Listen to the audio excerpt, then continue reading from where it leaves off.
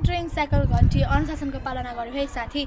यस कार्यक्रमका आदरणीय सभाध्यक्ष, प्रमुख अतिथि, विशिष्ट अतिथि, मञ्चमा आसीन अतिथिगण, निष्पक्ष न्याय गरी प्रथम द्वितीय तृतीय स्थान जुटाउनु हुने निर्णायक मण्डल, आदरणीय गुरुवर्ग, प्रतियोगी र अन्य सम्पूर्ण साथीहरू, आज आयोजित यस वक्तृता कला प्रतियोगितामा सहभागी भई आफ्नो भनाइ राख्नु पाउँदा म गौरवान्वित छु। विद्यार्थी जीवनमा अनुशासनको महत्त्व शीर्षकको यस वक्तृता कला प्रतियोगितामा म नमिका लिम्बू आफ्नो भनाइ राख्नु अनुमति चाहन्छु।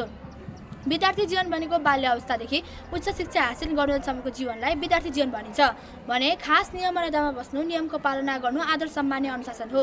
विद्यार्थी जीवनमा अनुशासनको महत्त्व विशेष रूपमा हुने गर्दछ। विद्यार्थी जीवनमा अनुशासनको पालना गरी विद्यालयको वातावरणलाई सहज सुन्दर बनाउँदै पढ्ने विद्यार्थी मात्रै लगनशील र मेहनत भएर राम्रोसँग विद्या आर्जन गर्न सक्दछ। अनुशासनले नै विद्यार्थीलाई असल, उत्कृष्ट र इमानदारी व्यक्ति बनाउँदछ। अनुशासनले नै विद्यार्थीलाई असल उज्जवल भविष्यको बाटोतर्फ मार्गदर्शन दिँदछ।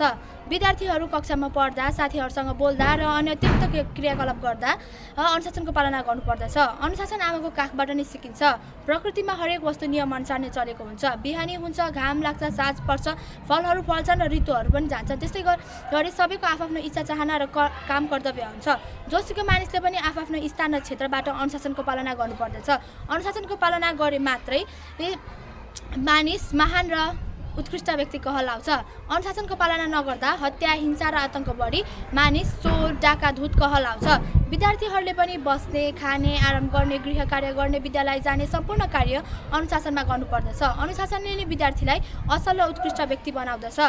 अनुशासित विद्यार्थीहरूले आफ्नो घर, परिवार, समाज र राष्ट्रको इज्जत राख्दछ।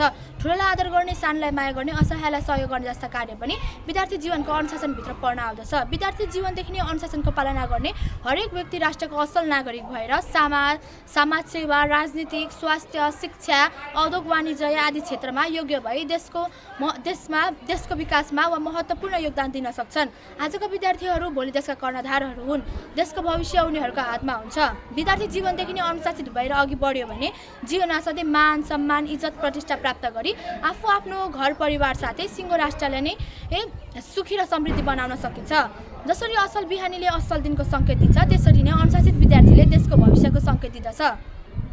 अनुशासनको यत्रो ठुलो महत्त्व हुँदाहुँदै पनि कतिपय विद्यार्थीहरूले अनुशासनको महत्त्व बुझ्न नसकी आफूलाई अनुशासनविहीन बनाई समाजदेखि राष्ट्रकै नजरमा दोषी बन्न पुगेका हुन्छन्। विद्यार्थीलाई शिक्षकले मात्र अनुशासनको परिपालन सिकाउनु पर्ने भन्ने छैन। घर, परिवार र समाजबाट पनि अनुशासन सिक्न सकिन्छ। अनुशासन कुनै यस्तो कठोर नियम र बन्धक पनि होइन। बुद्धि नभएका विद्यार्थीहरूलाई मात्र अनुशासनको बारेमा लामो व्याख्या छाटिरहनुपर्छ। अलिकति बुद्धि भएका विद्यार्थीहरूले विचार के गर्नुपर्छ भने यो प्रकृतिले नियमित रूपमा आफ्नो नियमित कार्य गरिरहेको छ। यदि हावाले बहन छोड्यो भने, यदि पृथ्वी घुम्न छोड्यो भने यो संसार कस्तो भयावह स्थितिमा हुन जान्छ। त्यसैले विद्यार्थीहरूले पनि नियमित रूपमा अनुशासनको परिधिमा रही आफ्नो काम कर्तव्य पुरा गरी एउटा असल र महान व्यक्तिको रूपमा कहलाउनुपर्छ। यसरी विद्यार्थी जीवनमा अनुशासनको ठुलो महत्त्व रहेको छ। यति भन्दै म मेरो भनाइलाई यहीँ टुङ्ग्याउन चाहन्छु। हस्त, नमस्कार।